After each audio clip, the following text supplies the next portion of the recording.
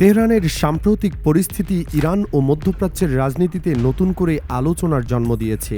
সাম্প্রতিক সময়ে দেশটিতে সরকার বিরোধী বিক্ষোভ, ইন্টারনেট নিয়ন্ত্রণ এবং আন্তর্জাতিক চাপ একসাথে ইরানের উপর বড় ধরনের প্রভাব ফেলেছে।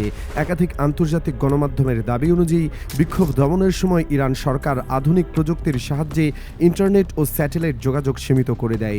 এই প্রক্রিয়ায় রাশিয়ার প্রযুক্তিগত সহায়তা ব্যবহৃত হয়েছে বলে অভিযোগ ওঠে। এমনকি ইলন মাস্কের স্টারলিংক সেবাও এই সময় গুরুতরভাবে ব্যাহত হয়। এই প্রেক্ষাপটে ইরান ও রাশিয়ার সম্পর্ক নতুন মাত্রা পাচ্ছে। শুধু রাজনৈতিক বা কূটনৈতিক সহযোগিতাই নয়, সামরিক ক্ষেত্রেও দুই দেশ আরও ঘনিষ্ঠ হচ্ছে। আন্তর্জাতিক সংবাদ মাধ্যমগুলো জানিয়েছে, রাশিয়া ও ইরানের মধ্যে একটি বড় ধরনের সামরিক চুক্তি হয়েছে, যার আওতায় ইরান তাদের বিমান বাহিনী আধুনিক করার সুযোগ পাবে। এই চুক্তির সবচেয়ে গুরুত্বপূর্ণ দিক হল রাশিয়ার তৈরি আধুনিক যুদ্ধবিমান ইরানের সামরিক বহরে যুক্ত হওয়ার সম্ভাবনা।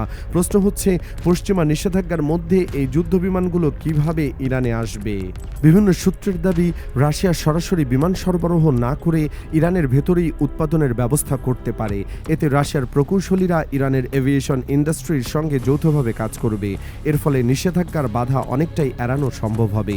এই প্রকল্পে সম্ভাব্যভাবে Su-35 বা তার কাছাকাছি মানের যুদ্ধবিমান তৈরি হতে পারে। ধারণা করা হচ্ছে 2026 থেকে 2028 সালের মধ্যে প্রায় 48টি যুদ্ধবিমান ইরানের বিমান বাহিনীতে যুক্ত হতে পারে। এটি ইরানের সামরিক সক্ষমতায় বড় ধরনের পরিবর্তন আসবে। বর্তমানে ইরান অনেক পুরনো মার্কিন যুদ্ধবিমান ব্যবহার করে, যেমন F-4 ও F-14।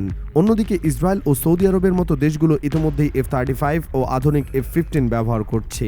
এই প্রেক্ষাপটে ইরানের জন্য আধুনিক যুদ্ধবিমান পাওয়ার কৌশলগতভাবে খুবই গুরুত্বপূর্ণ। ইরানি কর্মকর্তারা আগেই জানিয়েছেন, তারা যুদ্ধবিমান নয়, বরং আধুনিক বিমান প্রতিরক্ষা ব্যবস্থাও সংগ্রহ করতে চান।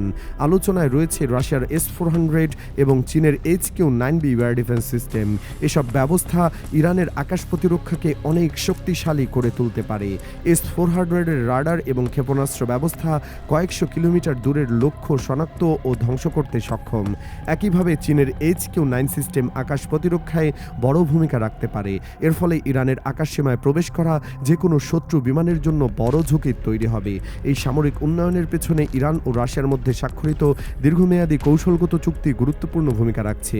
2025 সালের জানুয়ারিতে দুই দেশের মধ্যে 20 বছরের একটি চুক্তি হয়, যেখানে অর্থনীতি, জ্বালানি এবং সামরিক সহযোগিতা বিষয়গুলো অন্তর্ভুক্ত রয়েছে। রাশিয়ার প্রেসিডেন্ট ভ্লাদিমির পুতিন প্রকাশ্যেই বলেছেন যে তেহরানের সঙ্গে সম্পর্ক আরও জোরদার করা হবে। সম্প্রতি পুতিন ও ইরানের প্রেসিডেন্ট মাসুদ পেজেশকিয়ানের মধ্যে একাধিকবার যোগাযোগ হয়েছে। একই সময়ে পুতিন ইসরায়েলের প্রধানমন্ত্রী বেনিয়ামিন নেতানিয়াহুর সঙ্গেও কথা বলেছেন। এতে বোঝা যায়, রাশিয়া একদিকে ইরানকে শক্তিশালী করছে, অন্যদিকে মধ্যপ্রাচ্যে বড় ধরনের যুদ্ধ এড়ানোর চেষ্টা করছে। বিশ্লেষকদের মতে, পুতিন এখানে একটি ভারসাম্যপূর্ণ কৌশল অনুসরণ করছেন। তিনি ইরানের সঙ্গে সম্পর্ক জোরদার করে পশ্চিমাদের বিরুদ্ধে একটি শক্তিশালী অবস্থান তৈরি করতে চান, আবার ইসরায়েলের সঙ্গে যোগাযোগ রেখে পরিস্থিতি নিয়ন্ত্রণে রাখার চেষ্টাও করছেন। ইরানের হাতে আধুনিক যুদ্ধবিমান ও শক্তিশালী আকাশ প্রতিরক্ষা ব্যবস্থা এলে ইসরায়েলের সামরিক কৌশলে বড় পরিবর্তন আসতে পারে।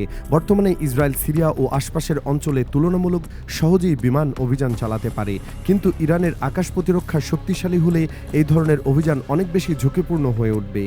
চীনের ভূমিকার বিষয়টিও গুরুত্বপূর্ণ।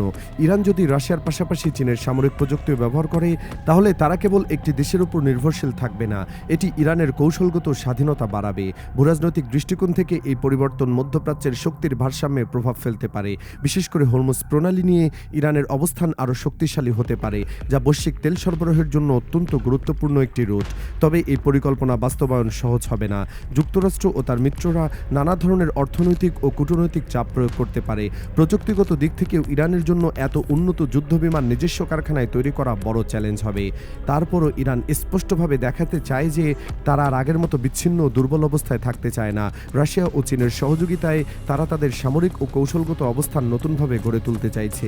সব মিলিয়ে বলা যায়, ইরানের এই সামরিক আধুনিকায়ন শুধু তাদের নিজস্ব নিরাপত্তার বিষয় নয়, বরং পুরো মধ্যপ্রাচ্যের রাজনীতিতে নতুন হিসাব নিকাশ যোগ করছে। আগামী কয়েক বছর এই প্রকল্প কতটা সফল হয় তার উপর নির্ভর করবে এই অঞ্চলের ভবিষ্যৎ কৌশলগত পরিস্থিতি।